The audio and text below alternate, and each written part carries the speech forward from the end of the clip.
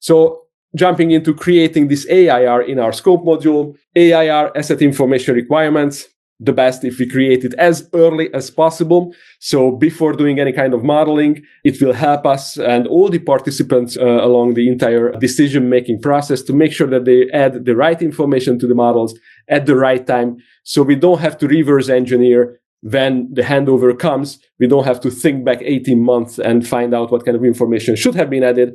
But at the creation, we can keep on adding the right pieces of information to our model. This list can be created manually. I'm going to show an example for that. From BSDD as well, buildingSMART, the data dictionary, global dictionary managed by buildingSMART.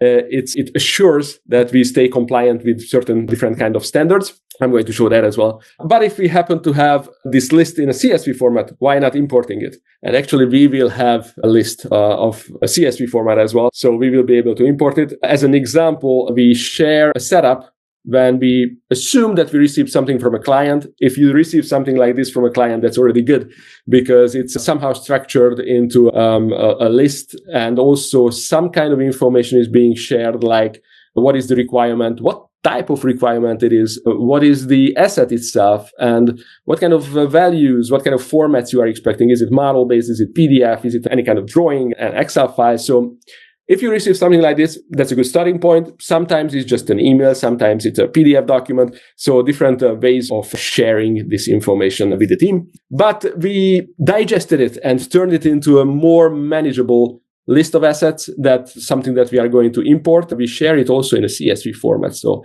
jumping ahead a little bit, you will be able to import it into Planoly, as well as the exact pieces of information. You see a couple of examples here. That's something that we are also going to import into Planoly. So we don't have to reinvent the wheel on this new project, but we can start importing it from the CSV. It was a lot. Let me go back to the top. And what we were talking about is creating the AIR as soon as possible. When it comes to technical details and practicalities, we can create that from scratch as well.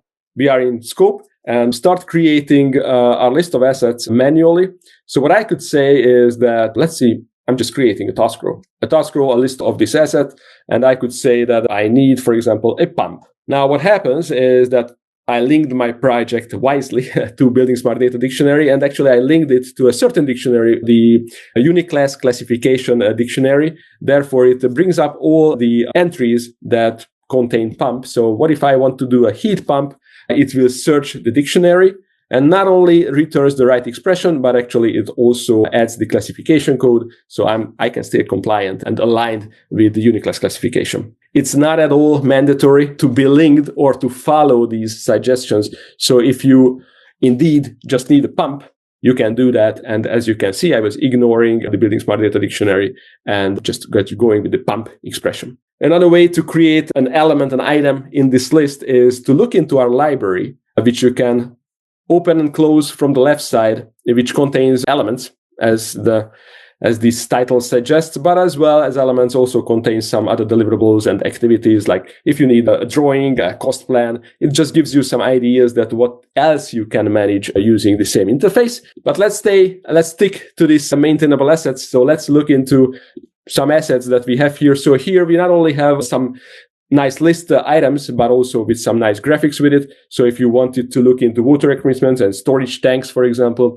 you would be very easily just be able to add it or just grab and drop it into your project. Now you already have a defined element, which element actually comes with some nice graphics as well. So you will be able to start requesting this piece of equipment for certain milestones and use cases. I think I picked a pretty bad example. The water heater is not way too exciting, but maybe a storage tank has nicer graphics. So that's something that will, of course, help communicating your needs to the entire team. With these graphics, it's much more understandable what you have to deliver. In case of the heat pumps that I created, I don't have graphic. So what you can do is just find this image, this icon, and the AI will be there for you to generate an image when you don't have that image right away. So, okay, what we have here is the list of assets. I created some random list from scratch.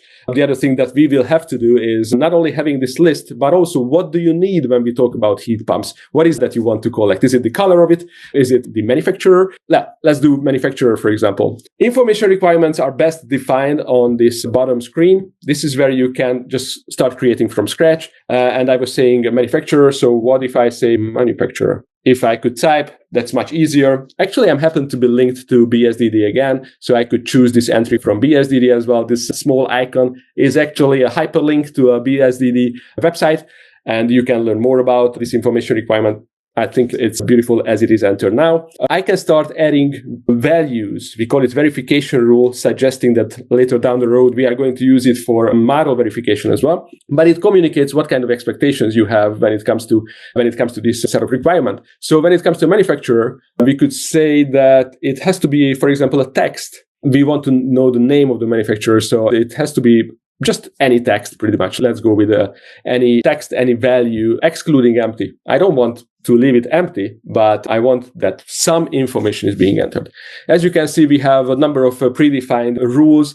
It could be Boolean, it could be dates, numbers in between, less, greater than, text contains, and so on. And so we even have regular expressions programming language that is being generated by AI. So just defining what you are expecting. If it's a pattern, for example, what is the pattern that you are expecting? And AI is going to generate that regular expression for you. So you don't have to do that, or you don't have to speak that language. Like I don't speak that. Okay. This is how you create from scratch. I was saying that it should be excluding empty. I created this manufacturer, and what I can do now, I can say that I need this information for my heat pump and my storage tank. So what I have now is these pieces of information are requested for these assets at milestone 1. Beautiful. This is when you start creating from scratch. Let's jump back to our guide and see if this is what we want to do. We could, but much better if we import this list of assets together with the information requirements. So now you see what we are going to generate, how we could generate that manually, but of course, much better if we can do that automatically as well. Bear with me for a second. So I'm deleting these ones just to keep it clean again and have a fresh set. So I deleted now the information requirements that I created earlier. And let me just go with importing a CSV file. When you import a CSV file, you can download an example because the Excel file that you might have probably has to be structured in a certain way that it is importable. It can be imported.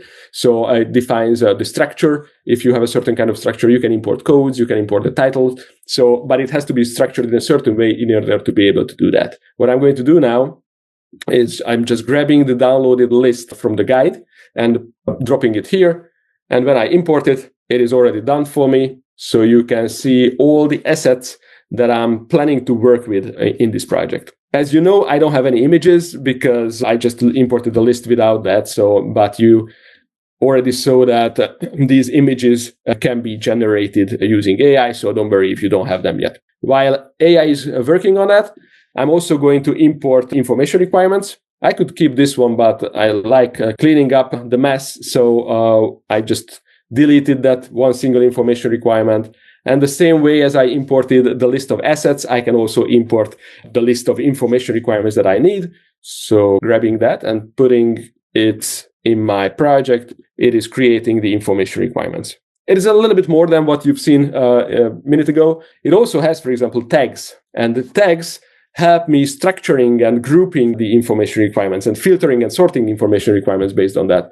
So what I can do now, I can see, for example, what kind of information requirements I have for mechanical equipment, and I can filter for it very easily. So these are the information pieces that I need for mechanical. So I can just assign it to mechanical requirements. I need that information on milestone 1. What if I need light fixtures? So I have some certain requirements for light fixtures. It looks like I have something else for electrical receptacles. So what is happening now is I'm assigning the information requirements to certain assets, and I'm going to collect this information throughout the project. And I can also upload the models and check against the set of requirements whether we have it or not. Let me quickly finish this list. So I have cable trays as well, I believe. Looks like I have some plumbing fixtures. What about fire safety? Let's take a quick look. Oops, I have two selected. I don't need plumbing, only fire safety. And that's it. Let's leave the